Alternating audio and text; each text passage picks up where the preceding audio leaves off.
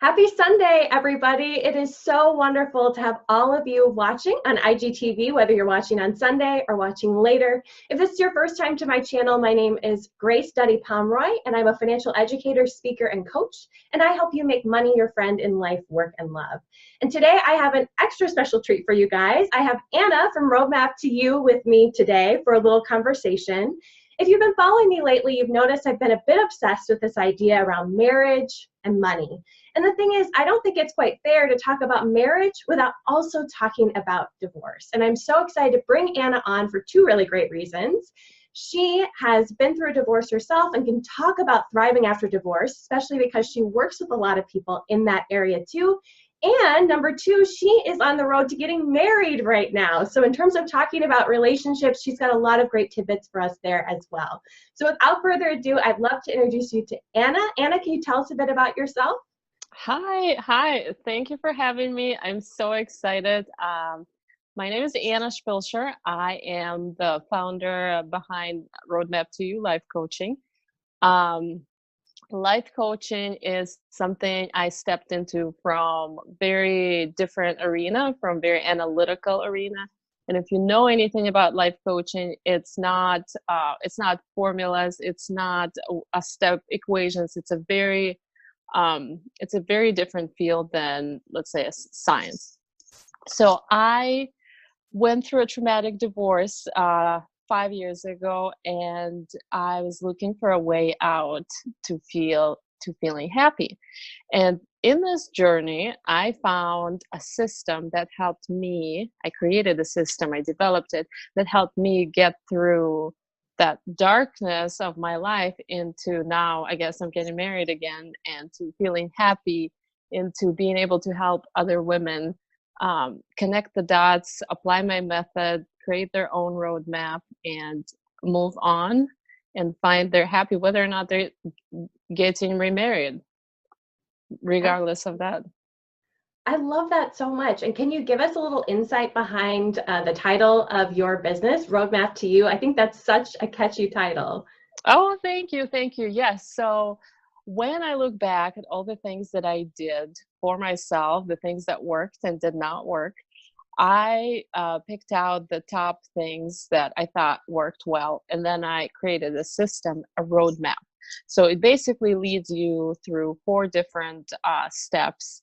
And I've tried the system on first my friends and then clients, and then it just naturally came to be a roadmap. This is what it is. You take a step 1, step 2, step 3, and I think it fits what it is.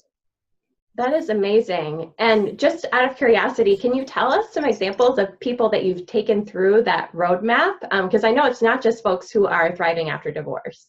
Right. So a lot of my clients are not necessarily fresh out of divorce. They are women who tried to find their own way, tried to find this feeling of happy, this prolonged feeling of happy. And these are successful women. These are women, oh my gosh, so much just intelligent, brilliant women. And they're looking in the wrong directions. But what's interesting is no matter who you are, if you're a teacher, if you are, you work on Wall Street, if you have 1 child or 5 children, this works. So most of the time, women that come to me say, I have everything, but I'm not feeling happy. I have money, I have education, I have healthy children, I have a boyfriend, but I'm not happy. So we go through this roadmap, this check of where they are today and where they want to be, and what does it look like to get to where they want to be. So if you want to feel happy, let's talk about what happy is. And a lot of times, myself including, we have not given it a thought. Well, happy is this thing that's going to happen to me when I get something done, right? But happy is little tiny moments every single day noticed by us and kind of savored in. But we need to define them. They're very different for everyone. For me, it's giving time to my children and getting fulfillment from what I do. For some other people, it's, time alone is what makes them happy at the end of the day, or being able to spend time with friends enough each week. It's very different for everybody. And that's where we begin. Then I take them through, once they know what are these things, these are non-negotiable things they must have in their life to feel happy. We go on, well, how do you make decisions now that you know this information? So I take them through that. There's a lot of mind management work where we have to shed some layers about what we think about ourselves, what we think about the world, the lens that we put everything through.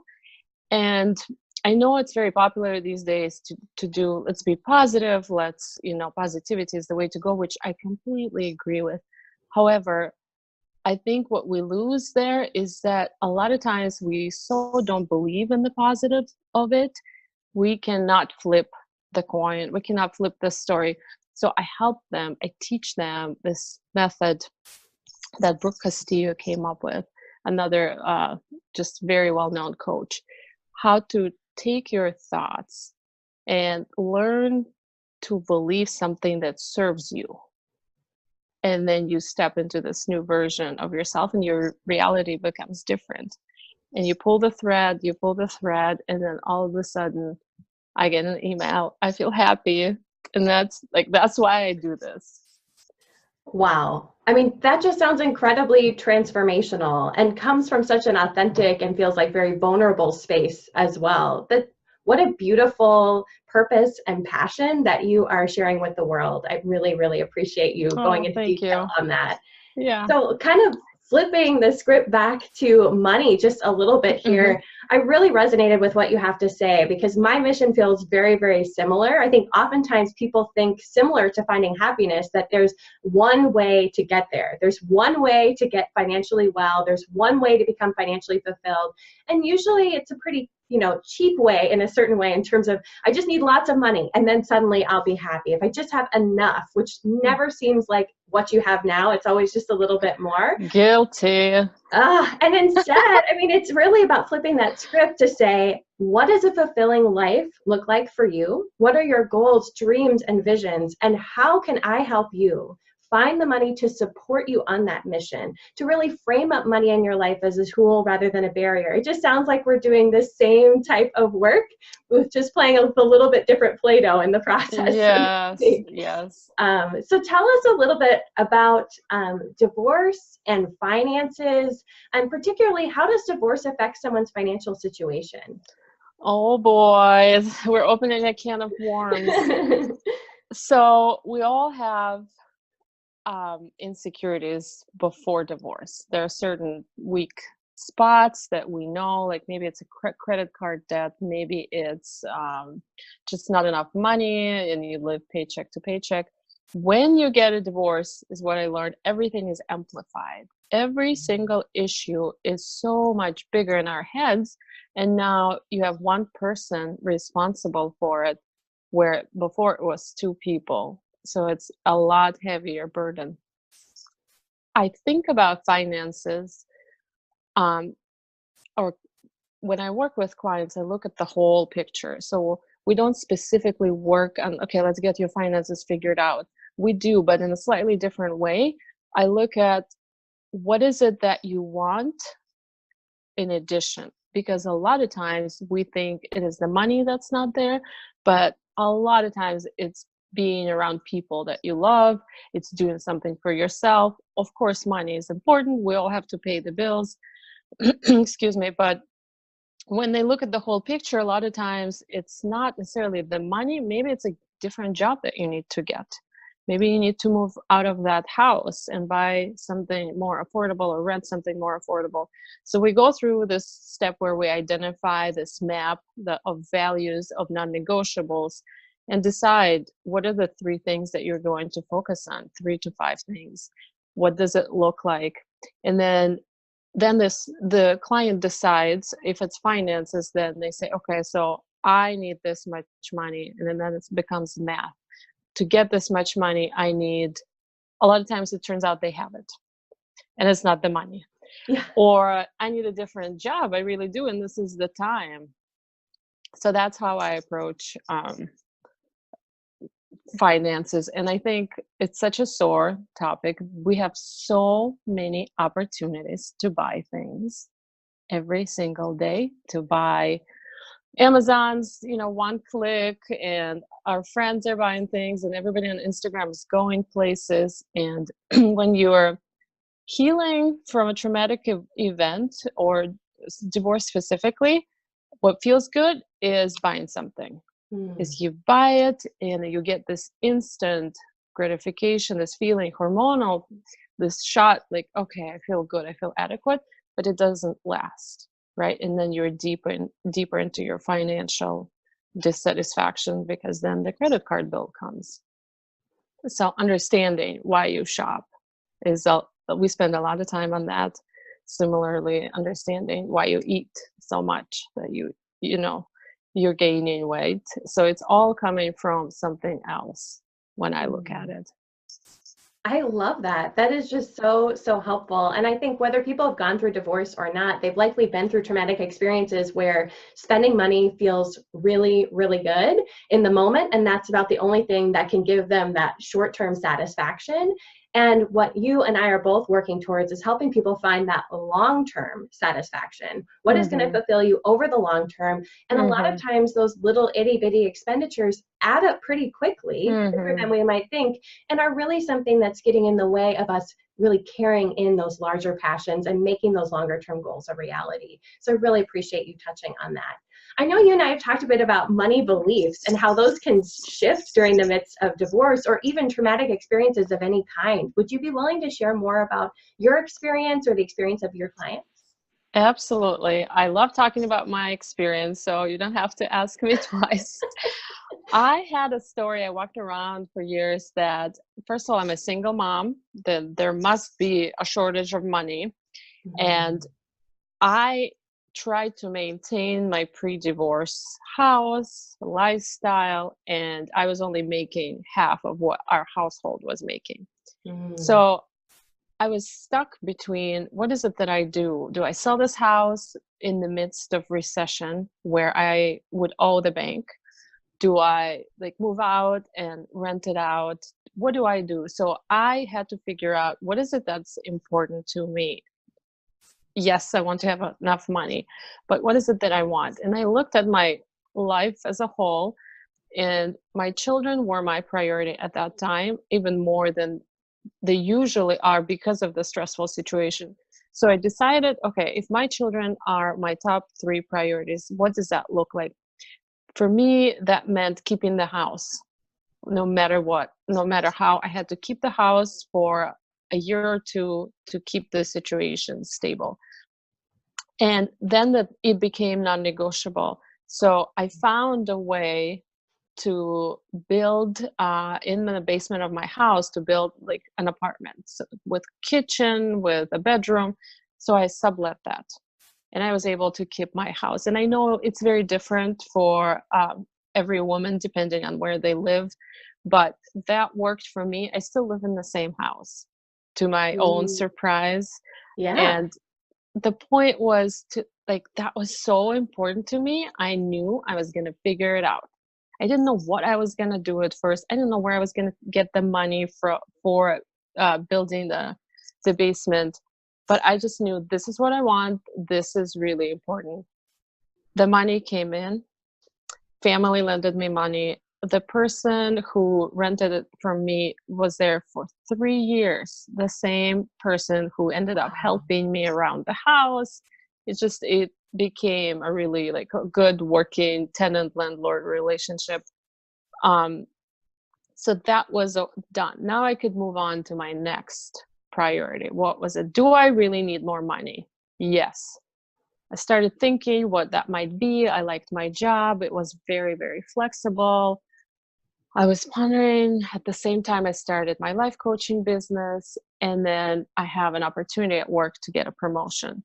Came out of nowhere. I was in that job for 8 years, kind of flat, mostly 8 to 5, making sure I leave on time so I see my children. You see the line through this whole thing, how my children they're always like in the forefront, and I'm not saying that they're not for other women, but for me it was just super extra, really so needed to make it work. So I get this promotion and I have a renter, and my youngest stops going to daycare and moves on to school, so that expense is no longer there of daycare. And it's kind of like dominoes effect almost. Like I just knew, like, no matter what happens, I have to figure this out. I will figure it out. It will work out. And you repeat this mantra in conjunction with other work that you're doing, with other soul searching and maybe reading some books, maybe hiring a coach. You utilize everything at your disposal. And that's how you go on and you pull it. And then the next thing presents itself, you pull it and you go on, and it will work out for everyone. Wow.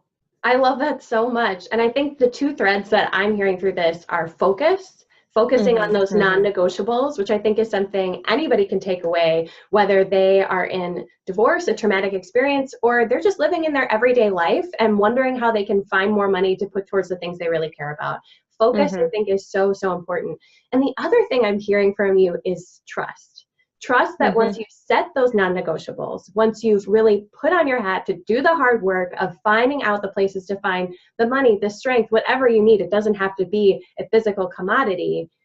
Trusting and using your mantras that if you're focusing on that end goal, you can find a way to make it work, kind of building up that self-esteem and self-confidence, because we can tear ourselves down faster than others can. So I think that's just so, so vital. Well, I know you and I could talk for days. I'm really enjoying this conversation. You're going to have to come back sometime. But let's just switch gears a bit, because I know you are a bride-to-be in the wedding planning process. And this week rather, on my blog, I've been focusing on how to be a more generous partner. So I was wondering if you could speak to that a little bit. What are some ways that you think our listeners can be more generous partners in their relationships, whether they're engaged, married, or they're just in a new relationship? I love this topic. And I used to think generosity meant financial generosity. I no longer believe that. The way I like to think about generosity is kind of twofold. One, cultural. I'm originally from Russia, and my beliefs when it comes to money and generosity and non-financial are very different from my fiance's, who is an American guy. And we've kind of not clashed, but we had a conversation where I had expected that he pays for all dinners when we were dating the first couple months, and I know people are going to turn this off like, okay, this is crazy. give her a moment. Yes. But in Russian culture, that's how it is. That was my expectation. And we have never communicated about that until later on. And I said, well, you show me your generosity at first, and then when we become serious, then maybe we split it half and half. I've lived in the United States for a long time now, half of my life. So I was able to hear him and say, okay, yes, this has to be a two-way thing. But that's one thing, culture, like know where the other person is coming from. And the other thing that I really love that made my life so much easier, it was an adjustment, but what's the space that you come from when you're being generous? So this is me before. I'm going to do something for you, but I really expect something like that back or better later. And I'll keep tab, I'll keep score. And if I make dinner for you, then I want dinner next week, or maybe even two. I want you to one up this. And that is a recipe for resentment, because thank God my fiance is much healthier in this than I was, because the way that I see that you approach it now is I want to come from a space of feeling good for doing this, not for having to receive it back.